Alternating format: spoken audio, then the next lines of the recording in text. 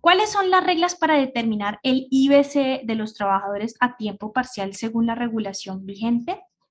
Bueno, recordemos que todos los empleadores que tengan trabajadores, recuerden que quienes son trabajadores, los que cumplen los tres requisitos: prestación personal del servicio, remuneración y subordinación o dependencia. Si yo tengo a alguien que cumple con estos tres requisitos, eso es una relación laboral y por lo tanto entonces tengo la obligación de aportar a seguridad social por esta persona, ¿sí?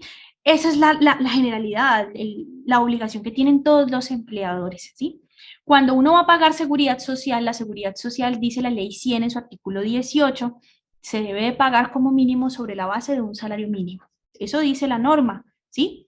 Entonces, si yo tengo un trabajador que gane menos de un salario mínimo y que trabaje por tiempo parcial, pues uno diría, uy, complejo, porque entonces mire que él no me está trabajando todo el mes y está ganando menos de salario mínimo, pero me tocaría pagar sobre el salario mínimo.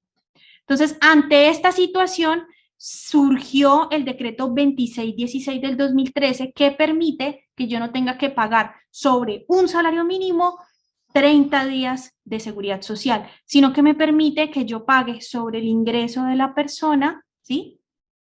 Que es inferior al salario mínimo, y me permite pagar por semanas en pensión, ¿sí? Me permite hacer esos aportes en pensión. La persona no va a cotizar los 30 días, las 4 semanas en el mes, pero sí va a cotizar alguna de esas semanas que le va a ayudar precisamente a acceder a alguna prestación económica del sistema, ¿sí? Eso es lo que permite este decreto 2616 del 2013. Aportar a pensión por semanas, a riesgo sí cotizaría sobre 30 días, y salud no se cotizaría, sino que la persona pues tendría que estar como beneficiaria de alguien o que esté en el famoso SISBEN, que en realidad se denomina el régimen subsidiado, ¿sí? Entonces, ¿qué reglas se deben de cumplir o qué requisitos se deben de cumplir para que una persona, para que yo pueda pagar, por ejemplo, por una trabajadora que tengo que labora, un ejemplo, 15 días? Ella labora para mí 15 días en el mes, ¿sí? Entonces, ¿qué hago yo? Yo tengo que pagarle seguridad social. Si nos vamos a la generalidad, sí, hay que pagarle seguridad social. Pero es que ella trabaja 15 días y yo a ella le pago 600.000 pesos por esos 15 días, ¿sí? Entonces sería un poco desfasado yo tener que pagar la seguridad social de un salario completo, ¿sí? Por una persona que trabajo solo 15 días, ¿sí? Entonces la alternativa que nos trae esta norma es que yo no tenga que hacer eso, no tenga que pagar todo el mes completo, sino que lo pague por los días que ella efectivamente laboró, ¿sí? Entonces, ¿qué requisitos hay que cumplir? Bueno, que este trabajador o trabajadora tengan una vinculación laboral. Este decreto, el decreto 2616 del 2013, solo aplica para contratos de trabajo. ¿Listo? Tengan en cuenta eso. Aquí no entran las personas que sean independientes. Los independientes no aplican para esto. Un independiente que tenga un ingreso inferior a un salario mínimo, pues empecemos diciendo que este no tiene como tal la obligación de aportar al sistema, porque según lo que establecen las normas, pues es para las personas que vengan más de un salario mínimo, ¿sí? Pero entonces esta forma de cotizar por semanas solo la tienen las personas que tengan contratos de trabajo o una vinculación laboral que cumplan con los tres requisitos: prestación personal de servicio, remuneración y subordinación y dependencia. Segundo, que esta persona preste sus servicios en un periodo inferior a 30 días, que la persona, en el ejemplo que les di, no trabaja los 30 días, sino que trabaja 15 días, ¿sí?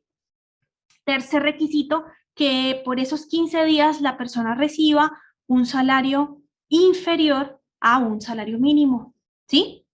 Y cuarto, que esta persona pues tiene que estar afiliada como beneficiaria de alguien en el régimen contributivo, o que ella pues esté clasificada en el SISBEN y tenga acceso a el sistema de salud del régimen subsidiado, ¿sí?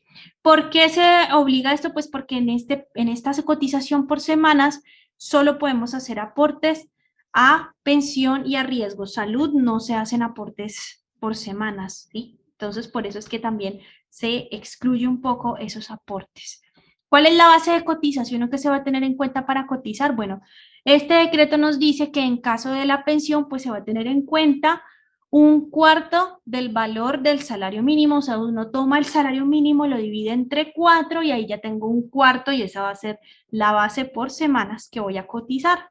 En riesgos laborales sí voy a cotizarlo sobre 30 días, sobre el salario de los 30 días. Salud no se hacen los aportes y caja de compensación también se cotiza sobre un cuarto del salario mínimo dependiendo del número de semanas. ¿Listo? Entonces, las reglas respecto a la base de cotización tenemos que tener en cuenta entonces que solo se da cuando estamos ante relaciones laborales, solo se da cuando estamos ante un trabajador que recibe ingresos inferiores a un salario mínimo, ¿sí? Que realiza actividades en el mes menos de 30 días.